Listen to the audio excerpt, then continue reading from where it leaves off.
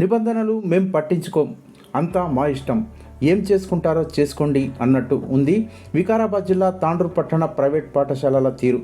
విద్యా హక్కు చట్టం ప్రకారం పాఠశాల ప్రాంగణంలో పాఠ్యపుస్తకాలు, పెన్నులు, పెన్సిళ్లు, యూనిఫామ్ మరియు బెల్టులు విక్రయించరాదని గత 4 రోజుల క్రితం తాండూరు విద్యాధికారి వెంకటయ్య గౌడ్ ప్రైవేటు పాఠశాలల యాజమాన్యాలతో సమావేశం నిర్వహించి సూచించారు.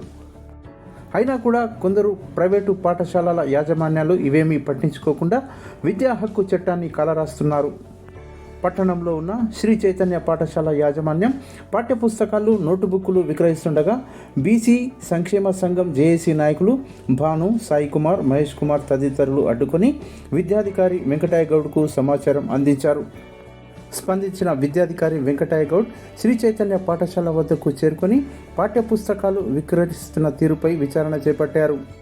ఈ విషయంపై ఆయన మాట్లాడుతూ శ్రీ చైతన్య పాఠశాలలో పాఠ్యపుస్తకాలు విక్రయిస్తున్నది నిజమేనని గుర్తించామని, దాదాపు 4 లక్షల రూపాయల విలువైన పాఠ్యపుస్తకాలను సీజ్ చేసి జిల్లా ఉన్నతాధికారులకు నివేదిక పంపిస్తామని తెలిపారు. అయితే ఈరోజు మన బీసీజేఏసీ వాళ్ళు ఫోన్ చేయడం జరిగింది. కొంచెం మీటింగ్ ఉండడం వల్ల ఆలోచన రావడం జరిగింది. ఇంతకుముందు కూడా వీళ్ళు చైతన్య స్కూల్ వాళ్ళు మరి స్నేహ బుక్ దగ్గర వీళ్ళు షాప్ ఇవ్వండి బుక్స్ సంబంధించిన కంప్లైంట్ రావడం జరిగింది. దాని మీద ఎక్స్ప్లెనేషన్ కాల్ఫర్ చేయడం జరిగింది.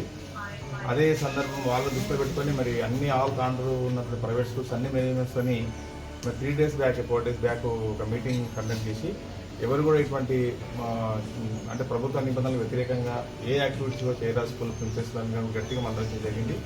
అయినా కూడా మరి వీళ్ళు అప్పుడు వీళ్ళపైన కాంప్లైంట్ మళ్ళీ అగైన్ డిపార్ట్మెంట్ హెచ్చరించినప్పటికీ కూడా మళ్ళీ ఇక్కడ బుక్స్ అమ్ముతున్నట్టు మాకు కాంప్లైంట్ అవ్వడం జరిగింది. అందులో భాగంగా మరి దాని ఫర్దర్ మేము ఎట్లా ప్రొసీడ్ కావాలని చెప్పేసి మా పై అధికారులు డిఓ గారితో సంప్రదించి రావడం జరిగింది. డిఓ గారి ఆదేశానుసారము బుక్ స్టాల్ సీజ్ చేయడం జరిగింది. అంటే గవర్నమెంట్ నిబంధనలు చెప్తుందంటే స్కూల్ క్యాంపస్లో ఎలాంటి టెక్స్ట్ బుక్స్ కానీ, నోట్ బుక్స్ కానీ, పెన్ను కానీ, పెన్సిల్ ఎలాంటి కూడా యూస్ఫుల్ యూనిఫామ్స్, బ్యాగ్స్ ఓన్లీ స్కూళ్ళల్లో ఓన్లీ టీచింగ్ లెర్నింగ్ క్లాసెస్ మాత్రమే జరగాలి. ఎలాంటి టెక్స్ట్ బుక్స్ కూడా అమ్మరాదని ఉన్న గైడ్లైన్స్ ఉన్నాయి. అంటే బుక్స్ ఎక్కడ అమ్మాలి? బుక్ షాప్లో అమ్మాలి. ఆ బుక్ షాప్ లైసెన్స్ ఉండాలి.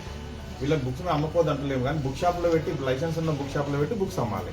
కానీ ప్రైవేట్గా ఒక ఇంట్లో పెట్టి ఇప్పుడు దీనికి అసలు ఈ ఇల్లు ఎవరిది, దీన్ని అసలు దీనికి లైసెన్స్ ఉందా డీటెయిల్గా ఎంక్వైరీ చేస్తాం మేము. అంతవరకు అయితే మేము దీన్ని బుక్ స్టాల్ మొత్తం సుమారు 4 లక్షల రూపాయల విలువ గల పుస్తకాలు ఉన్నట్టు మరి వాళ్ళు మేనేజ్మెంట్ వాళ్ళ సమక్షంలోనే సీజ్ చేసినాం. కాబట్టి ఇదంతా కూడా డీటెయిల్ రిపోర్ట్ మన జిల్లా విద్యాశాఖ అధికారులకు పంపించడం జరుగుతుంది. ఫర్దర్ వాళ్ళు ఎట్లా ప్రొసీడ్ అయితే ఆ విధంగా యాక్షన్ తీసుకుంటాం.